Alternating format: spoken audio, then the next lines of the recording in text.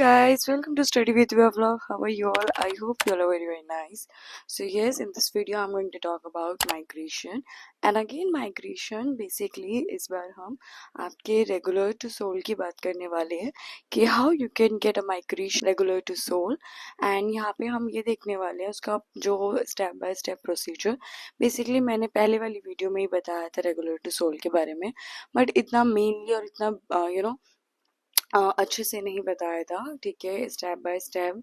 और इस वाले उसमें मैं आपको प्रॉपर स्टेप बता रही हूँ। So without delay we start the video and still you didn't subscribe my channel, so please subscribe it so that you can get all the information of my for the videos.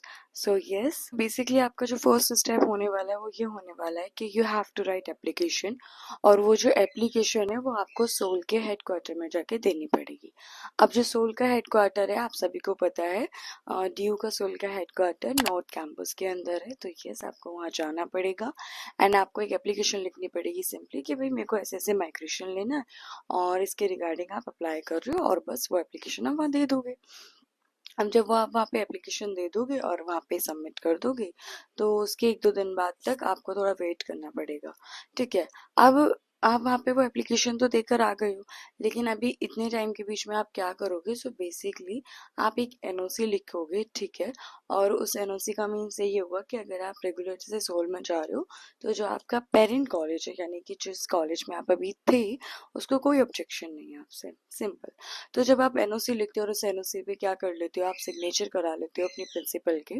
Basically वो signature या फिर stamp कर देते हैं, ठीक है। Second चीज ये आ जाती है कि अब आप क्या करोगे 1-2 दिन के अंदर। वैसे तो वो लोग क्या करते हैं, सोल के जो डीयू सोल के ऑफिस के अंदर वो आपको खुद ही बता देते हैं कि आप सिलेक्ट हो गए हो या आपने जो अप्लाई करा तो वो अप्रूव्ड हो गया है, ठीक है। इनकेस नहीं ऐसा होता है तो आई वुड सजेस्ट कि आप खुद वहाँ चले जाना, क्योंकि ना जो आपका रेगुलर से सोल में आप जाते हो, प्रॉब्लमेटिक यही हो जाता है कि हम लोगों को इधर भी चक्कर काटने पड़ने, इधर भी जाना पड़ रहा है, इधर ऑफिस में भी, ठीक है, प्रिंसिपल ऑफिस में भी जाना पड़ेगा।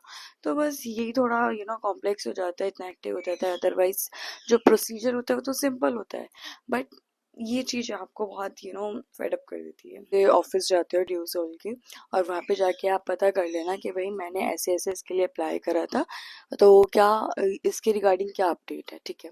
सो वो बता देंगे कि ये आपकी अपडेट है, आपने जो अप्लाई करा था उसके लिए अप्रूव्ड हो गया है, एंड जो भी होगा वो आपको बता देंगे, ठीक है।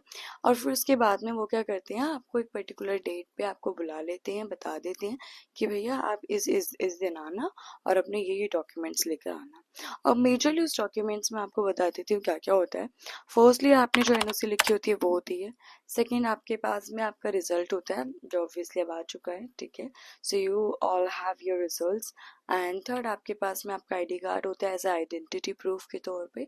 एंड जो भी आगे उनको अकॉर्डिंग टू रिक्वायरमेंट जो भी डॉक्यूमेंट्स चाहिए वो आपसे मांग लेंगे एंड आपको वो कैरी करना पड़ेगा, और जिस डेट पे वो आपको बुलाते हैं उस डेट पे आपको जाना पड़ेगा, सिंपल। अब जब आप क्या होता है उस पर्टिकुलर डेट पे अपने सारे डॉक्यूमेंट्स लेके डीयू के सोल में डीयू सोल ऑफिस जाते हैं, जो उसका हेडक्वार्टर है, ठीक है। तो वहाँ पे वो एक तरीके से डॉक्यूमेंट वेरिफिकेशन कर रहे होते हैं कि हाँ ये आपकी एप्लीकेशन थी, ठीक है। अब जब ये सब आप प्रॉपरली फिल कर देते, मतलब वहाँ पे सबमिट कर देते हो, सो फिर उसके बाद में क्या होता है, वो एक तरीके से आपको एक परमिशन मिल जाती है। और बेसिकली वो आपको पहले ही बता देंगे कि आपको CLC, as you guys know about CLC, कि आपका कॉलेज लिविंग सर्टिफिकेट होता है। अब जो आपका CLC होता है, कॉलेज लिविंग सर्टिफिकेट, वो आपको अपने प्रायर कॉलेज, यानी कि जो आपका प्रीवियस कॉलेज था रेगुलर वाला, उसमें से आपको लेना पड़ता है, ठीक है। तो आप अपने कॉलेज के अंदर अप्लाई कर देते हो कि CLC चाहिए, और CLC के लिए एक आप एप्लीकेशन लिखते हो और अपने कॉलेज में सबमिट कर देते हो। और अगर आपको उस एप्लीकेशन का एक फॉर्मेट चाहिए कि कैसे लिखना है, सो यस, आप मुझे DM कर देना, is my Insta ID and you can DM me and I provide you that application. आपको पता लग जाए आपको कैसे लिखनी है वो एप्लीकेशन, ठीक है। अब जब आपके पास वो एप्लीकेशन लिखते हो और अप्लाई करते हो अपने CLC के लिए, तो आपका कॉलेज आपको वो भी प्रोवाइड कर देता है। और अल्टीमेटली आप अपने CLC को भी लेके किसको दे देते हो, अपने DU के जो हेडक्वार्टर होता है वहाँ पे जाके सबमिट कर देते हो, ठीक है। अब जब आप वहाँ पे ये सब चीज़ें दे देते हो तो अल्टीमेटली आपके जितने भी डॉक्यूमेंट्स है वो सबमिट हो चुके हैं सक्सेसफुली एंड उनको वेरीफाइड कर लिया जाता है। अब जब ये वाला प्रोसेस हो जाता है तो आपको कहा जाता है कि आप क्या करेंगे, आपको एक फॉर्म दिया जाता है, ठीक है। उस फॉर्म में आपकी बेसिक इन्फॉर्मेशन होती है that you have to fill.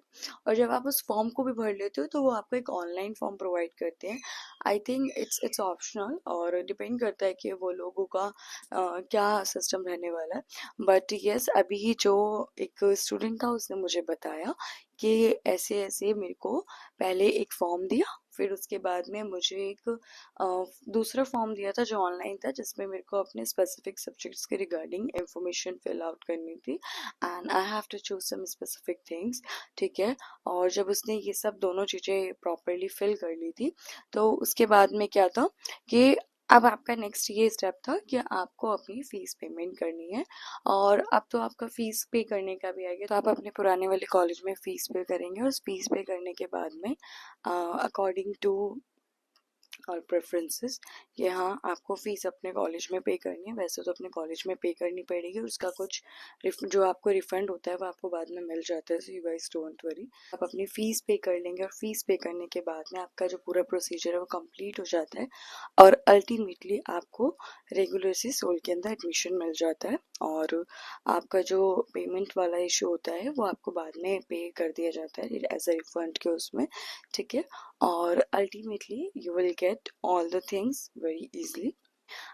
इतना ही इजी था, बट जो इसमें प्रॉब्लम ये होता है कि आपको डीयू के ऑफिस, जो सोल का ऑफिस है, वहाँ जाना पड़ता है, फिर अपने कॉलेज में आके तो बहुत ज़्यादा हेक्टिक हो जाता है। बस इतना ही होता है, ठीक है। And still if you have any query you can ask me as my story, and if you like the video so please comment and like my all video, and do not forget to subscribe my channel. I'll see you in the next vlog. Bye bye.